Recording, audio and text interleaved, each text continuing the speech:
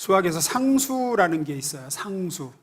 상수가 뭐냐면 상이 항상 상자입니다. 그래서 항상 그대로인 수를 상수라 그래요. 수식에서 변하지 않아요. 그 수는. 수학을 하시는 분은 압니다. 수학에서 상수가 뭔지. 어떤 경우에도 그 숫자는 안 변합니다. 반대 말이 변수라는 게 있죠. 변수. 이거는 수시로 변하는 수입니다. 수시로 변하는 수. 제가 왜 이 말씀드리냐면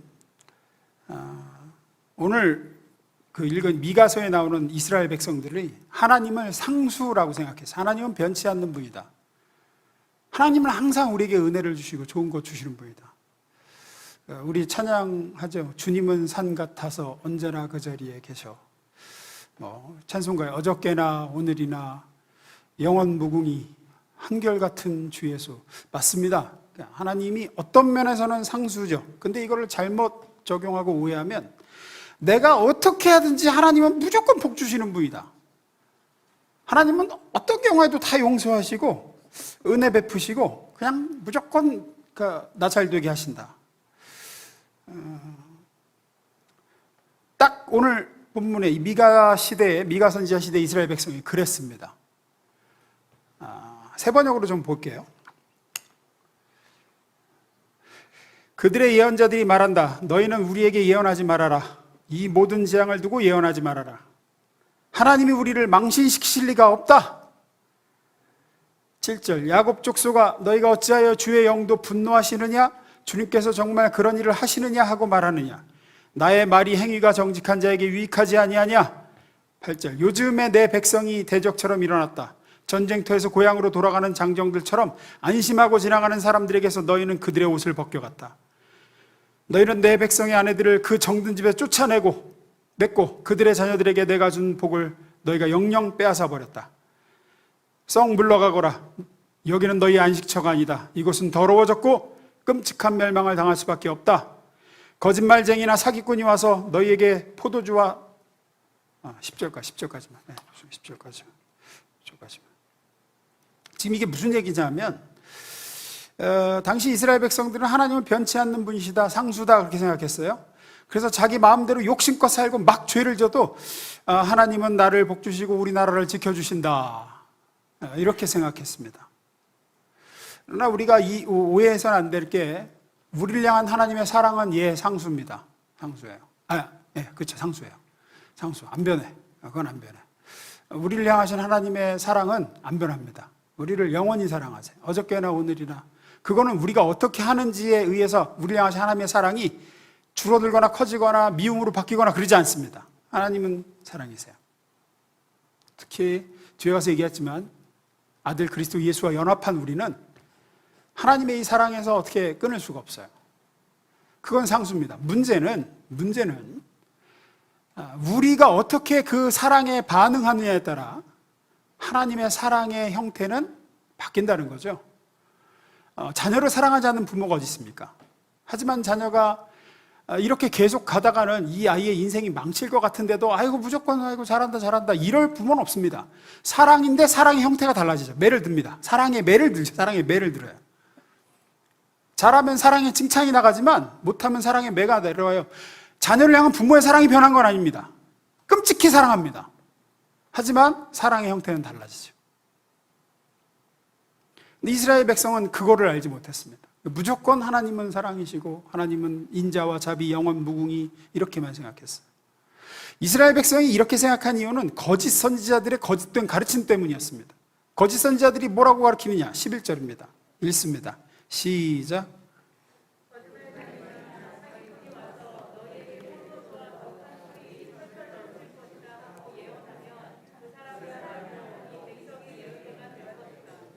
이게 무슨 얘기냐면 거짓말쟁이나 사기꾼이나 누구든지 와서 그냥 주의 이름으로 축복하는 메시지만 하는 거야.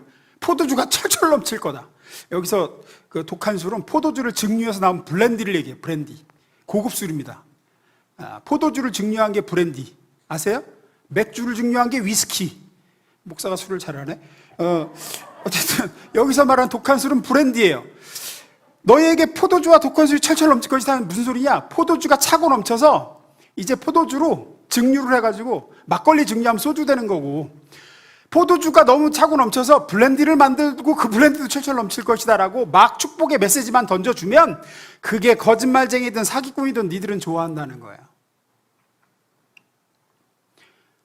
선지자가 나와서 너희가 하나님이 너희를 복 주실 것이다, 너희가 하나님의 백성이라서 하나님이 풍성하게 다 잘 되게 하실 것이다, 그러면 그렇게 좋아하는 거예요, 백성들이. 그러다 보니까 거짓 선지자들이 넘쳐났습니다. 왜? 인기를 끌어야 사람이 모이거든요. 아니, 교회를 세웠는데 그렇게 살면 하나님이 심판하십니다, 이런 얘기 자꾸 하면 누가 와? 그러니까 선지자도 먹고 살아야 되겠으니까 자꾸 축복 메시지만 하는 거예요. 오늘날에도 예수 믿으면 부자 되고, 예수 믿으면 건강해지고, 예수 믿으면 성공하고 출세한다는 얘기를 하면 그렇게 좋아합니다. 여러분도 예외가 아닙니다. 여러분도. 그런데 이런 거짓 선지자들의 이런 하나님의 사랑이시다, 하나님은 복 주실 것이다, 이거는 성경 해석을 편파적으로 하는 거라는 거예요. 7절입니다. 현대인 성경을 읽습니다.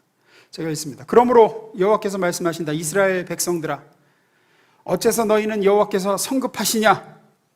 그가 실제로 그런 일을 행하시겠느냐? 하느냐? 정직하게 사는 자들에게는 내 말이 유익하지 않겠느냐? 이게 이제 언뜻 보면 무슨 얘기인지 잘 모르겠는데, 이게 앞에 질문이 3개가 나오는데, 물음표가 3개인데 앞에 2개는 거짓 선지자가 미가 선지자에게 하는 얘기예요. 그리고 뒤에 세 번째 질문은 미가 선지자가 거짓 선지자들에게 하는 질문입니다. 거짓 선지자들이 첫째로 질문하는 게 있죠? 첫째로 질문하는 게 뭡니까? 여호와께서 성급하시냐? 이게 무슨 얘기냐면, 성급이란 말이 영어 성경에 impatient, 하나님이 그렇게 참을성이 없으신 분이냐? 이런 얘기예요. 야, 미가야, 네가 자꾸 하나님이 심판하신다 그러는데 하나님이 그렇게 참을성이 없는 분이 아니야. 너는 하나님이 우리를 심판한다고 자꾸 얘기하지만 하나님은 오래 참으시는 사랑의 하나님이신데 참을성이 없어 우리를 심판하신단 말이냐. 미가야, 네가 그렇게 말하는 것은 하나님을 욕되게 하는 거다. 그러므로 너는 예언하기를 그만둬. 이런 얘기를 하는 거죠. 지금 거짓 선지자들이 인용하고 있는 것은 출애굽기 34장 6절을 인용하고 있습니다. 34장 6절. 여호와로라, 여호와로라, 자비롭고 은혜롭고 노하기를 더디하고 인자와 진실이 많은 하나님이로라. 요거 인용하는 거예요. 하나님이 분명히 자신에 대해서 이렇게 말씀하셨는데, 노하기를 더디하고 인자와 진실이 많은, 영어로 하면 페이션트, 참을성 많으신 분인데 왜 자꾸 심판하신다 그러느냐. 두 번째 질문, 다시 7절 잠깐 봅니다. 2장 7절. 두 번째 질문이죠. 첫째가 여호와께서 성급하시냐? 두 번째, 그가 실제로 그런 일을 행하시겠느냐? 실제로 진짜 심판하시겠느냐? 이런 얘기입니다. 하나님께서 지금까지 우리를 이렇게 보호해 주시고 광야에서 40년간 우리를 인도하시고 그렇게 범죄했어도 결국 가나안 땅도 주시고 여기까지 우리를 인도해 주셨는데 어찌 우리를 심판하신다고 하느냐? 하나님이 심판하실 리가 없다, 고 말하는 거죠. 그러나 이렇게 나오는 것은 앞서 얘기한 출애굽기 34장 6절만 읽고 7절을 안 읽어서 그래요. 그 다음 절 6절 다시 봅니다. 6절. 여호와로라, 여호와로라, 자비롭고 은혜롭고 노하기를 더디하고 인자와 진실이 많은 하나님이로라. 그 다음 절에 뭐라고 나갑니까? 7절 읽습니다. 시작.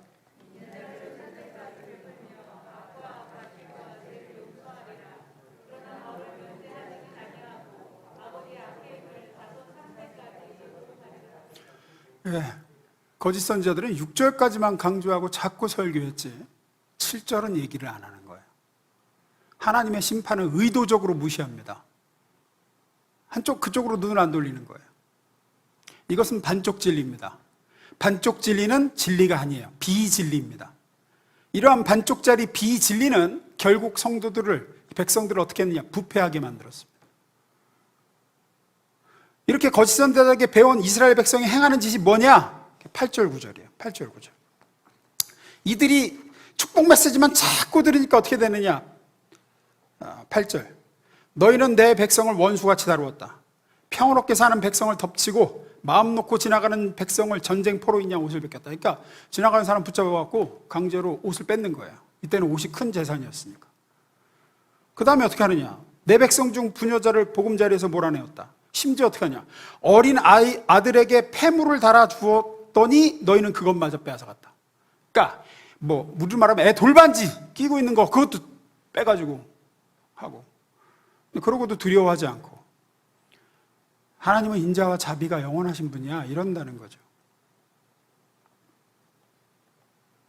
가정을 파괴하고 약탈하고 불법을 저지르고 악행을 일삼고, 왜냐? 거짓 선지자들에게 거짓 사상을 반쪽짜리 진리를 배워서 그렇습니다. 하나님께서 이런 사람을 향해서 말씀하십니다. 10절입니다. 이것이 너희의 쉴 곳이 아니니 일어나 떠날지어다. 이는 그것이 이미 더러워졌습니다. 그런즉 반드시 멸하리니 그 멸망이 크리라. 너희같이 악한 거짓말을 하는 자들은 하나님께서 기업으로 주신 땅에 살 수 없다. 너희같이 악행을 일삼는 자들에게는 내 거룩한 땅에서 살 자격을 주지 않겠다. 반드시 멸하겠다. 그리고 정말로 멸하시죠. 정말로 멸하세요. 지금도 마찬가지입니다. 진리를 한쪽으로 치우쳐서 배우거나 반쪽짜리 복음을 들으면 잘못될 수밖에 없는 거예요, 삶이. 심판과 진노하시는 하나님만 강조해도 문제입니다. 또 은혜와 복 주시는 하나님만 강조해도 문제입니다. 성경은 두 가지 다 얘기합니다. 물론 사랑의 하나님이십니다. 하지만 우리의 하나님의 그 사랑에 대한 반응이 어떠하냐에 따라서 하나님의 사랑의 행태는 달라질 수 있죠. 여기서 우리에게 질문이 하나 생길 수 있어요. 이건 구약시대니까 아직 예수님이 오시기 전이고, 아직 죄 문제가 해결되기 전이니까, 그러니까 하나님의 심판과 형벌이 있지. 지금은 신약시대고 예수님이 십자가에서 이미 우리가 받을 심판과 형벌을 다 받으셨잖아요. 성경에 분명히 기록되어 있잖아요. 요한복음 5장 24절 읽습니다. 시작.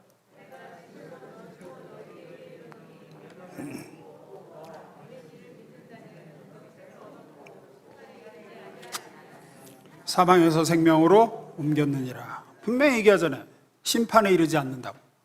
근데 무슨 심판이 있어요? 나는 예수님의 말을 듣고 예수님이 보내신 하나님을 믿는데, 그래서 영생을 얻었는데, 그러니까 심판이 없죠.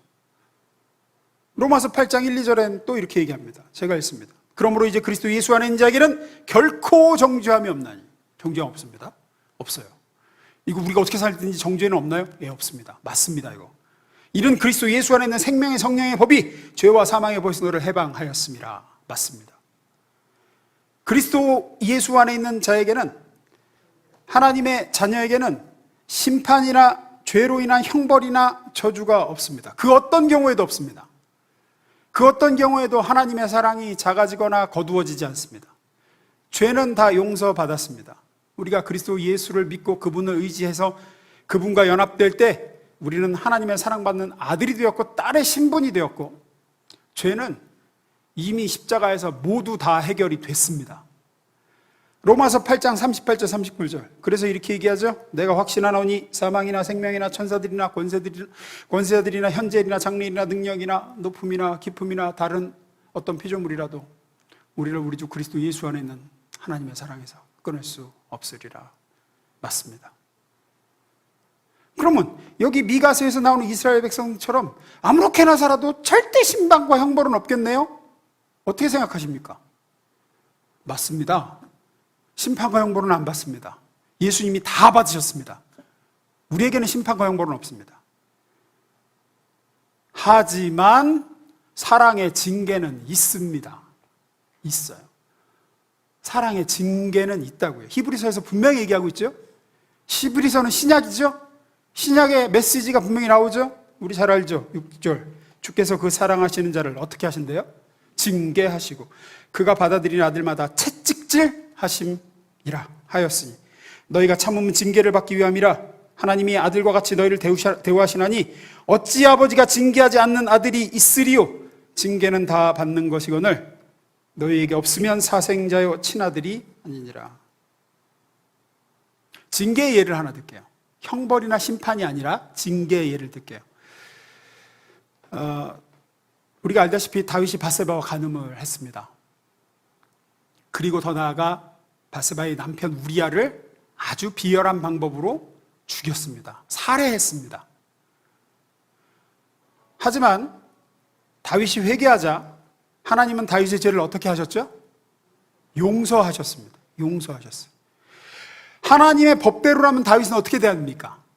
사형입니다. 사형이에요. 하지만 그가 죽어야 할 죽음을 하나님은 장차 십자가를 지러 오실 자기 아들 그리스도에게로 다 넘기신 거예요. 장차 오실 그리스도가 다윗의 죄를 속죄하셨어요. 그래서 하나님은 다윗의 죄를 사하셨습니다. 그래서 다윗에게는 형벌도 없었고 심판도 없었어요. 찾아보세요. 다윗이 심판을 받았는가? 안 받았어요. 하나님은 다윗을 심판하지 않으셨습니다. 자기 아들을 심판하셨죠. 장차 올 아들에게 다 넘기신 거죠. 하지만 그가 감당해야 할 죄의 결과들이 분명히 있었습니다. 둘 사이에, 밧세바의 사이에 태어난 아기가 일단 죽죠. 그리고 형제 간에 살인이 일어나죠. 간음도 일어나죠. 강간도 일어나죠. 압살롬이 반란을 일으키죠. 반란을 일으키는 아들이 아버지의 후궁들과 왕궁 옥상에서 동침을 하죠. 그러다 또 그 압살롬도 또 살해당하고 죽습니다. 또 이 말을 잘 이해해야 됩니다. 여기서 말씀드리는 이 죄의 결과라고 하는 것은 다윗이 지은 죄값이 아니에요. 죄값은 예수님이 내게 넘기셨다니까요. 하나님이 용서하셨어요. 죄는 형벌과는 다른 거예요. 그래서 하나님의 심판이야 다윗을 향한, 아니에요. 심판이 아니에요. 이건 형벌이 아니고 심판이 아니에요. 그 벌은 앞서 말씀드린 대로 예수님의 십자가에서 다윗을 위해서 치르십니다. 여기서 말하는 죄의 결과는 형벌이 아니라 하나님의 징계예요. 징계로서 우리가 짊어짐으로, 다윗이 짊어짐으로 다윗으로 하여금 남은 생애의 죄를 멀리하게 만들고 하나님을 바라보고 하고 하나님을 의지하게 하고 하나님의 은혜를 갈망하는 수단으로 하나님은 징계의 배를 대시는 거예요.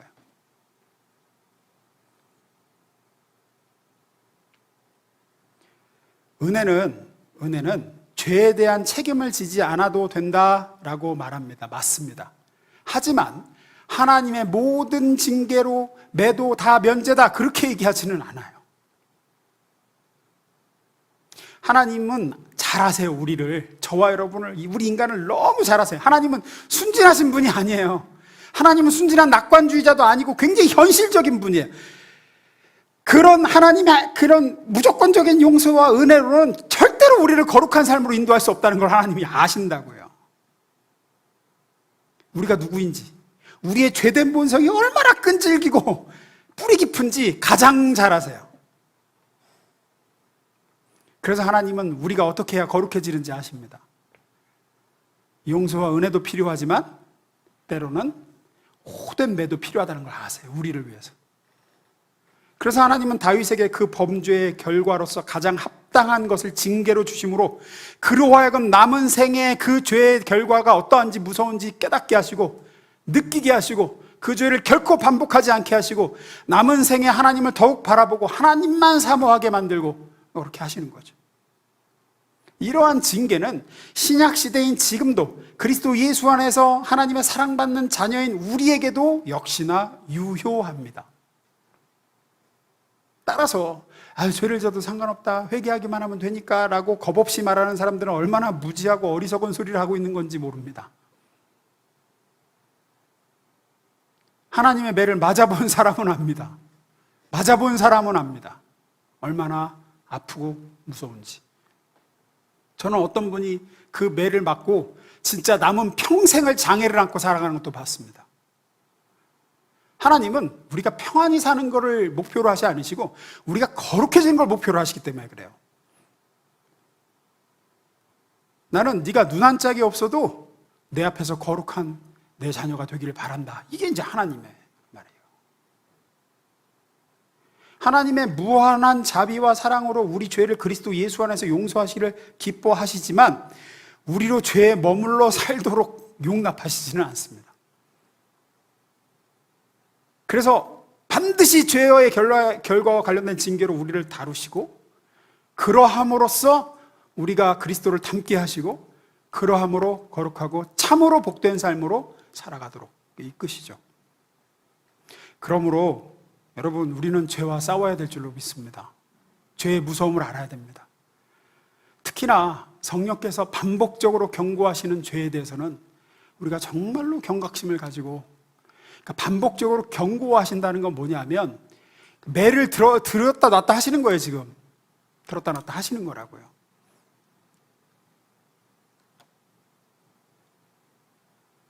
하나님이 왜 그렇게 무섭게 징계하실까요? 사랑하셔서 그렇습니다. 사랑하셔서. 우리가 사랑하는 그분의 딸이고 그분의 아들이라서 그렇습니다. 죄는 그냥 내버려 두면 언제나 삶을 파괴하는 쪽으로 갑니다. 죄는 언제나 관계를 깨트리고 언제나 아름다움을 무너뜨리고 언제나 우리를 불행하게 만듭니다. 잘 생각해 보십시오. 우리는 이미 예수 그리스도의 의를 받아 정결하게 되었습니다. 죄가 있지만 죄가 없는 존재가 되었죠. 하나님은 우리를 보실 때 예수님처럼 보십니다. 그래서 하나님께 잘 보기 위해서 우리가 죄 안 짓는 게 아니에요. 이미 잘 보고 계세요. 더 이상 어떻게 할 수 없이 우리를 예뻐하고 잘 보고 계세요. 이게 잘 이해하셔야 돼요. 잘 보이기 위해서 노력하는 게 아니에요. 벌 안 받으려고 노력하는 게 아니라고요. 벌은 예수님이 다 받으셨다니까요. 이미 나를 보실 때 예수님처럼 보세요. 예수를 보듯이 나를 보신다고요. 예수님 이상으로 어떻게 더 잘 보입니까, 하나님께? 그러니까 우리는 하나님께 잘 보일 노력은 할 필요가 없어요. 그럼 왜 죄하고 싸워야 되고, 왜 고쳐나가야 되고, 왜 하나님은 훈련도 시키고 징계도 하시면서 그렇게 하시나요? 더 어떻게 할 수 없을 만큼 예뻐하시고 예수님처럼 보신다면서 이러신 거죠. 너는 나한테 이제 더 이상 잘 보일 필요가 없어. 나는 널 이미 너무나도 사랑해. 나는 너를 볼 때 네 죄를 보지 않고 너를 덮고 있는 내 아들 예수의 피를 보고 내 아들 예수의 의를 보고 그래서 내가 너를 너무나도 사랑한다. 그런데 의로운 삶을 살아야 네가 진짜로 행복해. 네가 그 죄에서 자유로워질수록 네가 진짜로 행복해져. 거기에 진짜 진정한 만족이 있어. 내가 너에게 주고자 하는 아름다운 삶이 거기에 있어. 네 삶 가운데 죄가 있는 동안에는 그 죄가 너를 괴롭힐 거야. 나는 네가 그렇게 괴롭게 내 자녀가 이 땅에 사는 걸 원하지 않는다. 죄 때문에 내가 너에게 주길 원하는 풍성하고 정말 복된 내 아버지인 내가 원하는 너의 삶에 장애가 생기는 것을 내가 원하지 않는다. 그래서 내가 죄를 제거하기를 원한다. 여러분 생각해 보십시오. 예를 들어서 하나님이 교만하지 말라 그러고 교만에 대해서 우리를 다루시거든요. 교만한 게 하나님의 눈에 거슬려서가 아니라 교만이라는 죄가 있으면 절대로 인간은 행복하지 못하기 때문에 그래요. 자기도 안 행복하고 주변도 안 행복해요. 이게 교만이라는 게 알다시피 동전의 양면 같아서 교만한다는 건 뭡니까? 남을 깔보는 거거든요. 내가 낫다고 여기고. 그런 사람은 잘 보세요. 언제나 열등감에 시달립니다. 언제나 열등감에 시달려요. 왜? 세상에 나보다 못한 사람도 있지만 나보다 잘난 사람도 반드시 있거든요. 근데 교만한 사람은 자기보다 잘난 사람을 만나면 비교의식과 열등감 때문에 절대 행복하지 않아요. 절대 만족이 없어요, 삶에. 그래서 하나님은 교만을 다루십니다. 교만에 매를 대시기도 하고 징계하시고. 왜? 누구 좋으라고? 누구 좋으라고? 나 좋으라고. 우리 좋으라고. 예, 좋으라고. 그냥 잘 나가는 사람 앞에 기죽고 시기하고 조금 자기가 못한 사람 앞에는 깔보고 무시하고 그렇게 살면 자기가 제일 불행해요. 하나님은 자기의 사랑하는 딸이 자기 사랑하는 아들이 그렇게 살기를 원치 않으세요. 그래서 교만에 대해서 다루세요. 예를 들어서 돈 욕심 있다. 막 돈 욕심 있는 사람은 어떻습니까? 행복합니까? 불행합니다. 불행해요. 불행해. 아무리 벌어도 불행해. 만족이 없어요. 만족이. 마치 바닷물 퍼마시면서 갈증을 이기려는 거하고 마찬가지예요. 돈 욕심에서 해결되지 못하고 그 욕심의 종이 되면 돈 때문에 훨씬 더 소중한 것들을 파괴하고 탐욕 때문에 한 선택은 언제나 뼈아픈 결과를 가져오고 하나님은 자기 아들이 그렇게 사는 걸 원치 않으세요. 그래서 계속해서 거기에 매여 있으면 매를 대시죠. 징계하시는 거예요. 손을 대시죠. 여러 가지. 죄는 언제나 사람들, 내 주변에 좋은 사람을 떠나게 만들고, 하나님이 이 사람을 내 곁에 두셔서 그 사람을 통해서 복을 주길 원하는데, 내게 이게 해결되지 않은 죄가 있어서 이 사람과 관계가 틀어졌고 떨어져 버려. 그럼 하나님 이 사람 통해 주기를 원했던 죄는 다 없어요.